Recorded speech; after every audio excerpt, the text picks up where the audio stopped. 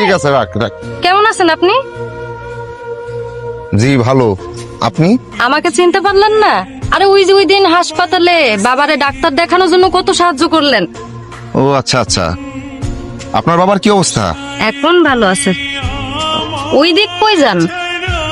এই একটু হাঁটতেছি আর কি। নদীর পাড়ে আমরা প্রায় সময় আই ঘুরতে। সীমাপা, উনি হইলেন মনোয়ার ভাই। ওই যে তোমারে বলছিলাম না, হাসপাতালে বাবারে ডাক্তার দেখাতে কত সাহায্য করলো। ও, কেমন আছেন আপনি?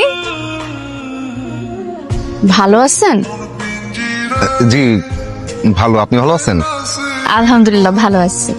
উনি হইলেন সীমাপা, আমাদের স্কুলের আর্টের টিচার।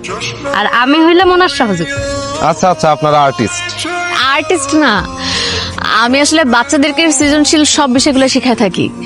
আমাদের অর্গানাইজেশনের নাম হচ্ছে সকাল। আমি গান, নাচ, আবৃত্তি, অঙ্কন সবই শিখাই। বাহ বাহ বাহ। আবার আমার একটা নাচ শেখার ইচ্ছে, আমার একটু শিখাইবেন? এই চুপ কর, সবসময় বাড়তি কথা। মনে হয় আপনি কি করেন? আমার ওই মেডিকেল রিলেটেড একটা ছোটখাটো ব্যবসা আছে। ও, খুব ভালো খুব ভালো। আম্মা, মনে আসলো আমরা কও নাই কেন? মারে ওষুধ কিনতে টাকা লাগে না। আম্মা, তুমি এসব চিন্তা করো কেন? তোমার শরীরের যে অবস্থা, ওষুধ হাতের কাছে রাখতে হবে।